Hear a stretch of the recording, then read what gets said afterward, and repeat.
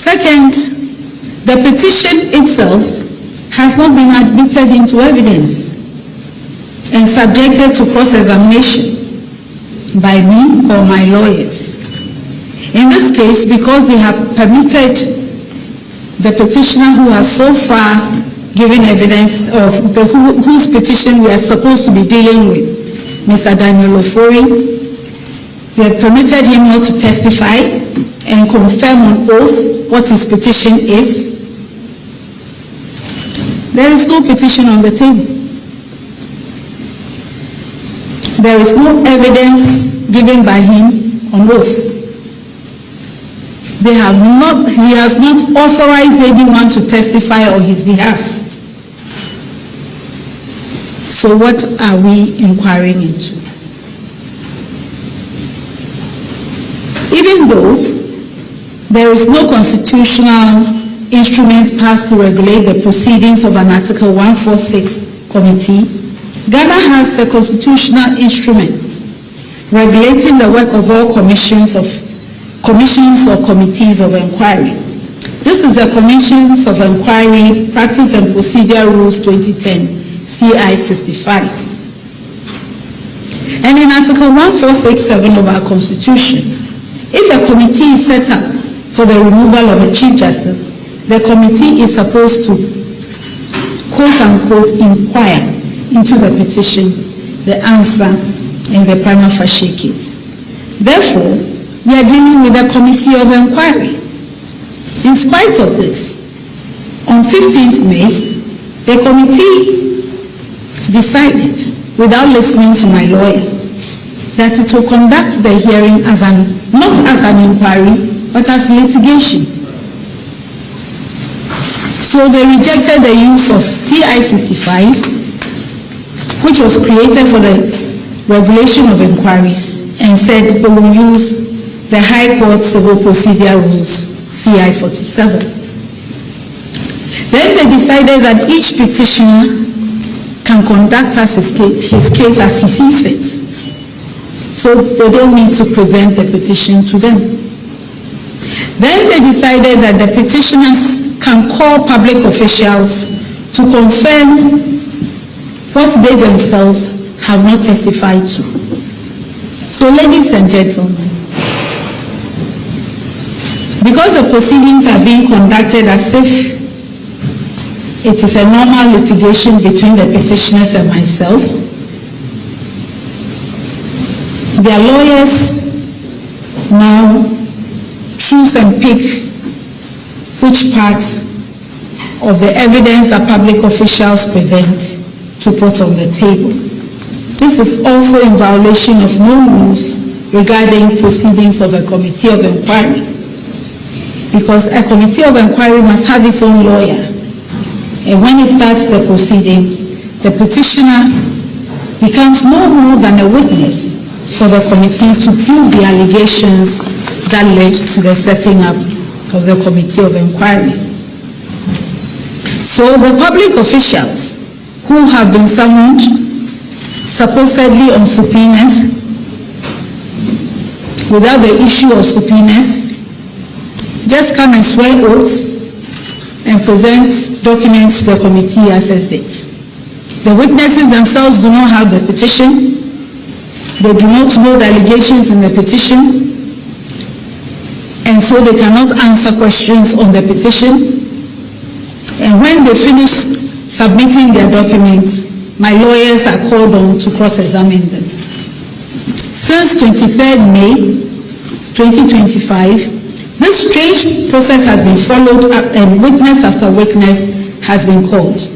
Like Nebuchadnezzar's situation, in which he demanded that the magicians in his court should tell him his dream and also interpret it.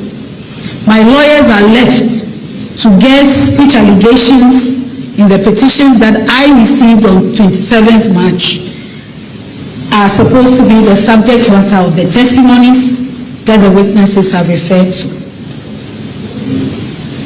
Anyone who has been to the Circuit Court or the High Court and made subject to the rules CI 47 will know that those rules never conceived that a hearing can be conducted without the claims, the defenses, and the issues being carefully laid out before the parties and accepted by all of them before a hearing starts. Ladies and gentlemen, it is this total absence of compliance with all known rules of fair hearing that has caused my lawyers to file applications for judicial review in the High Court to declare all the proceedings void. Because the clear danger is that through this flagrant violation of CI 47 and the darkness of the current proceedings being held in camera behind the walls of a Lodge, my lawyers and I can come to the end of the proceedings. The evidence will show that every one of those allegations in the petitions that were given to me on 27th March is unfounded and untrue.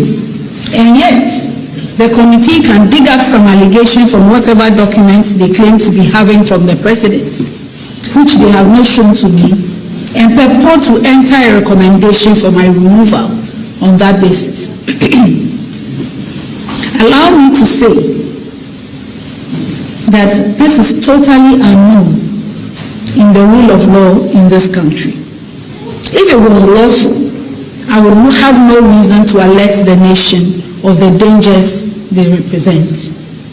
It is the violations of law that have forced me to bring these matters out in the light of day.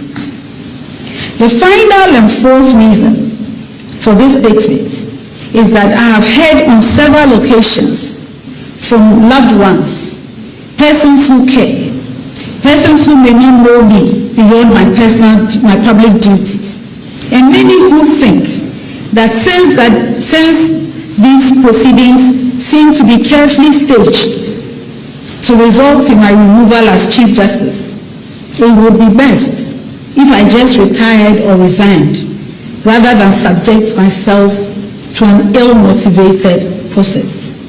I have also received threats and veiled threats to the effect that if I fail to resign or retire voluntarily, I will be made to suffer some harm or the other. I've also heard commentaries in the media about how this process was born out of a stated political agenda to remove me and control the judiciary, and that it is a political effort that can only result in an outcome that was decided long before it started. I thank everyone who has engaged in this conversation out of concern for my safety and well-being. Let me assure everybody that I am not seeking to cling to a title or a position.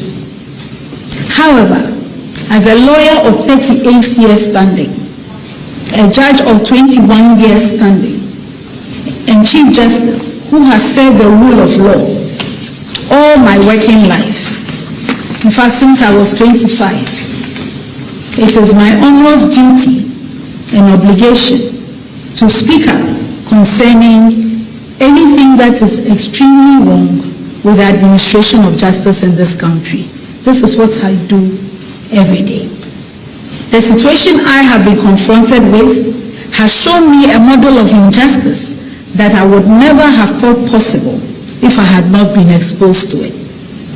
This is why, despite great personal discomfort, I have decided to marshal every effort in law and leadership to answer to this situation. Again, resigning or retiring while Article 146 proceedings are being conducted to remove a judge is not an option any judge or public official can even have. There is a decided case on the matter by the Supreme Court. The suit number is J6/02/2019. Again, no one has the authority to walk away from proceedings started by the state. Judgment can be entered against you because you fail to defend yourself. And a judge who resigns or retires will still lose all entitlements that they have worked for because they failed to defend the claims and resigned or retired while the proceedings were still going on. Therefore, if false claims are made against a judge or commissioner or other public office holder subject to Article 146 proceedings, just to achieve a political agenda, the solution cannot be to resign or voluntarily retire out of frustration, pressure, or fear.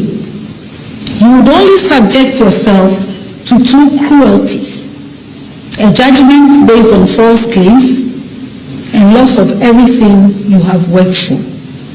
It may well be that the efforts being made are intended to frustrate me so that I resign, so that the architects of the scheme can go back into the media and say that the wild and unfounded allegations were not defended because they were true and I had no defense to them.